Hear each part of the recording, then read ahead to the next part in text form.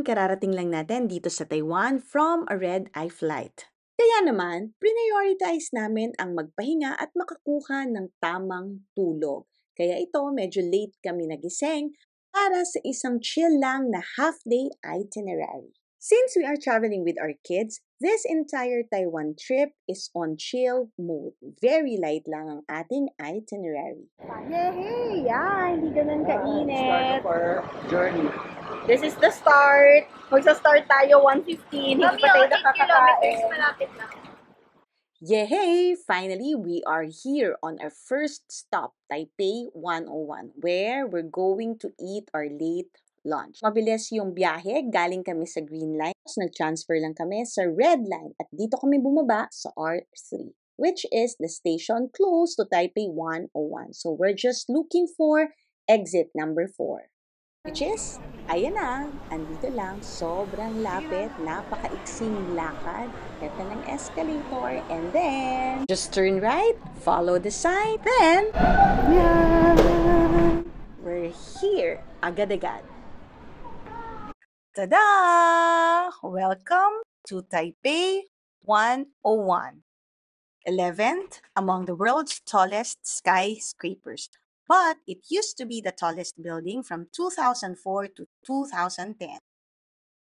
This is one of Taiwan's iconic structures, a must-see. Ang ganda, di ba? Pero sa totoo lang, napakahirap kumuha ng isang striking picture from its exact location.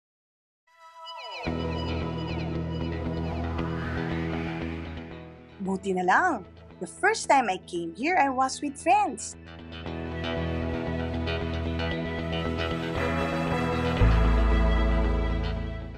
I was able to capture its beauty from afar.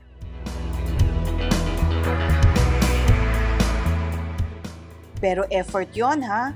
It wasn't an easy hike, but worth it.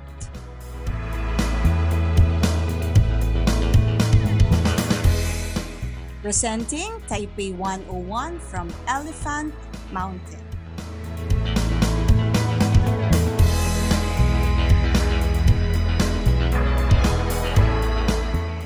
Looking back, I must say, my first visit in Taiwan was incredibly fun-filled and undeniably memorable.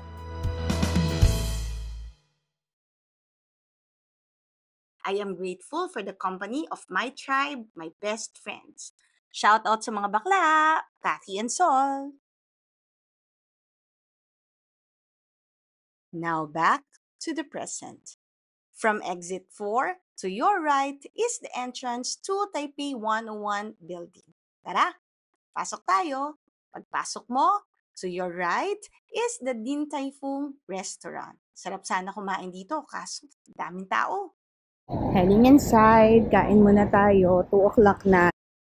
Actually, maraming restaurants located dito sa area na to. Meron ding food court. Pero bago ka makarating sa food court, madadaanan mo yung pasalubong area nila. Actually, marami kayong mabibili dito, yun nga lang nasa pricier side. Siyempre, nasa loob sila ng mall. From the building entrance, konting lakad lang, ayan, nandito na tayo sa food court area. Marami kang pagpipilian. Parang food court lang din sa Pilipinas. Ayan o, mamimili ka lang and the price is reasonable. Siyempre, mas mahal ng bahagya compared sa mga street food.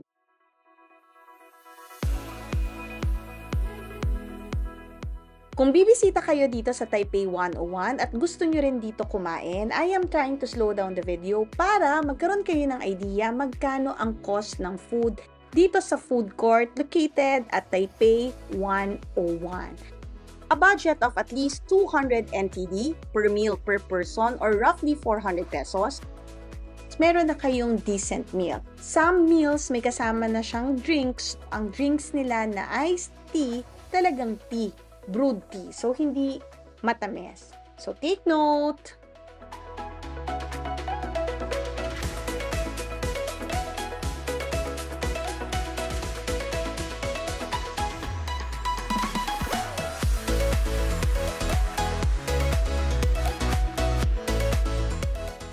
Two years ago, I came here in Taiwan with my friends and ito yung restaurant kung saan kami kumain.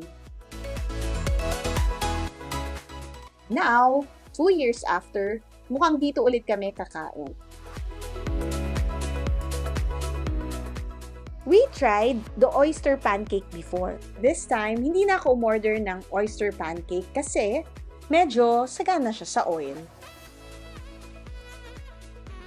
Sabi ng nakausap nating local kanina, meron daw significant price increase from 2 years ago.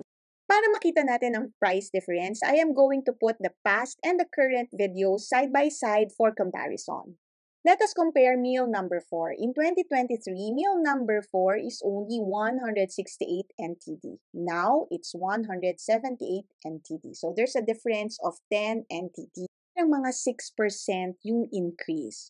Ang 10 NTD is equivalent to roughly 20 pesos. Pwede na rin.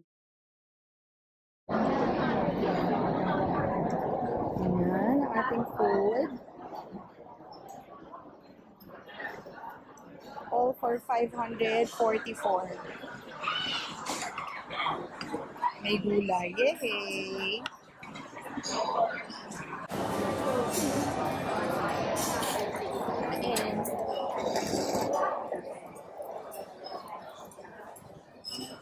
Gulay.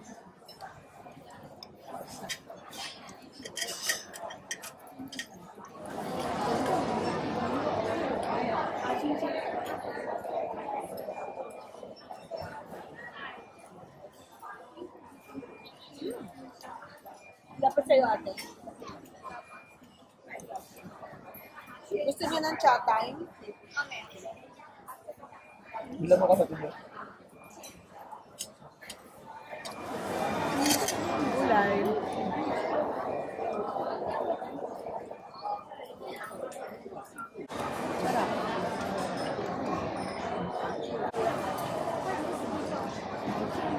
Wala. Ito na lang gamitin mo na.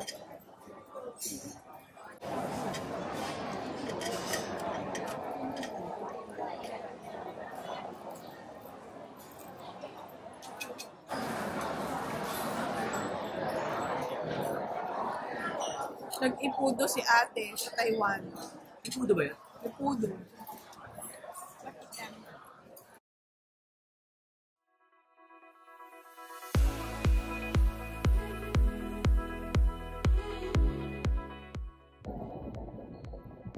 We're inside the mall of Taipei 101.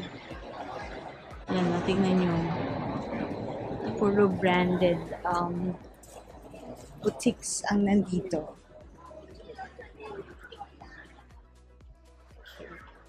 See that? Tiffany. Oh my gosh, Tiffany. Ganda, di ba? Ito yung loob ng Taipei 101. Yeah, Tiffany, Zara, Patek, Louis Vuitton. What else? Cartier, Chanel. If you want to splurge, gusto nyo ng luxury shopping, mga luxury brands yung nandito. Ang dami.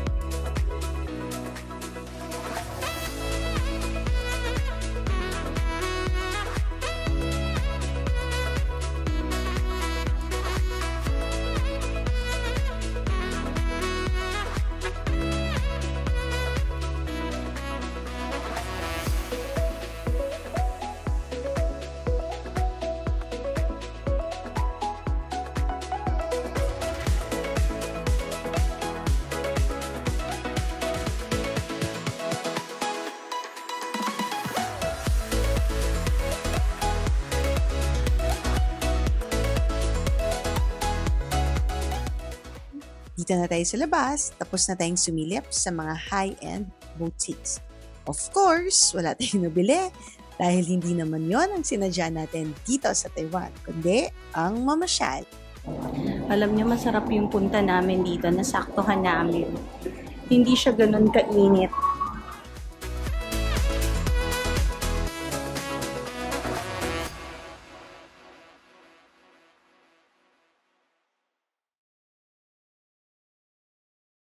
Kung galing kayo sa Taipei 101, ang next iconic landmark na pwede niyong puntahan malapit dito ay ang Chiang Kai-shek Park and Memorial Hall.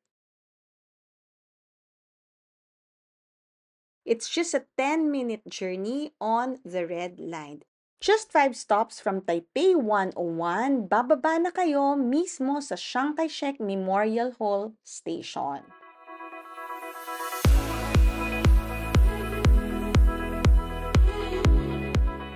For future reference, ito ang Chiang Kai-shek Station.